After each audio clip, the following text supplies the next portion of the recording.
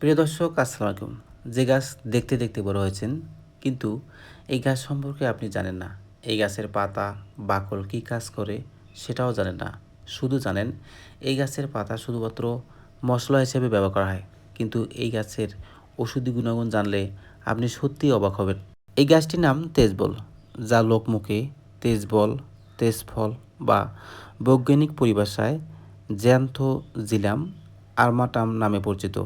মূলত একটি অত্যন্ত শক্তিশালী ও ঐতিহ্যবাহী পাহাড়ি ঔষধি উদ্ভিদ।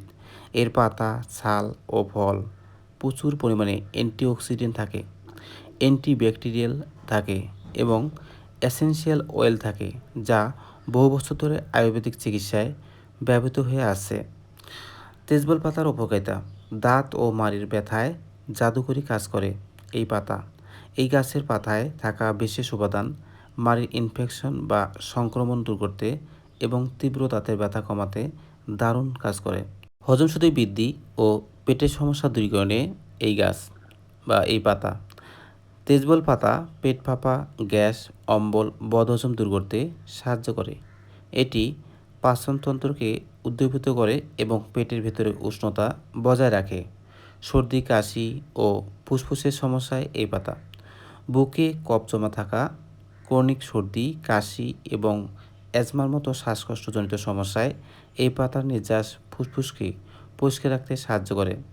বাত ও জয়েন্টের ব্যথা উপশমে এ পাতা।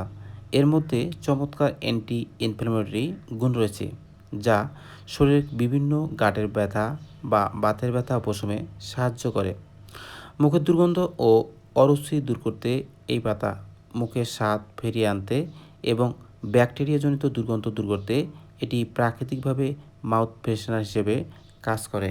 হজম ও সর্দি কাশিতে যেভাবে ব্যবহার করবেন এই পাতা: 3 থেকে 4টি সতেজ তেজবল পাতা অথবা আধা চামচ পাতা গুঁড়ো 1 গ্লাস পানিতে ফুটিয়ে ভালো করে ফুটিয়ে নিন। পানি অর্ধেক হয়ে আসলে সেঁকে নিয়ে চায়ের মতো হালকা গরম অবস্থায় পান করুন। কখন খাবেন?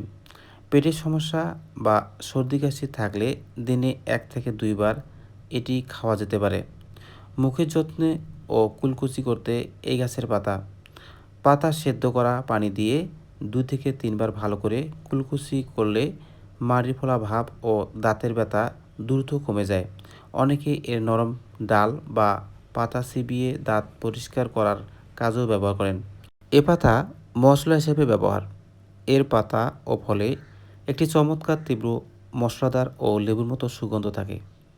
পাহাড়ি অঞ্চলের স্যুপ, চাটনি বা বিশেষ ভেষজ তরকারিতে সুগন্ধ ও ঔষধি গুণ বাড়াতে এটি সামান্য পরিমাণে মেশানো হয়। যে কোনো ভেষজ উপাদানেই পরিমিত পরিমাণে গ্রহণ করা উচিত। অতিরিক্ত ব্যবহারে পেটে সামান্য অস্বস্তি হতে পারে, বিশেষ করে গর্ভবতী নারী বা নিয়মিত জটিল রোগের ওষুধ সেবনকারীদের। যে কোনো ভেষজ খাওয়ার আগে একজন বিশেষজ্ঞের পরামর্শ নেওয়া অত্যন্ত জরুরি বলে মনে হয়।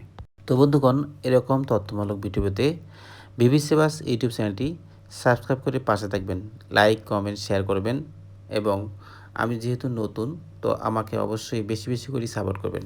তো আজকের মতো এখানে শেষ করতেছি। আল্লাহ হাফেজ।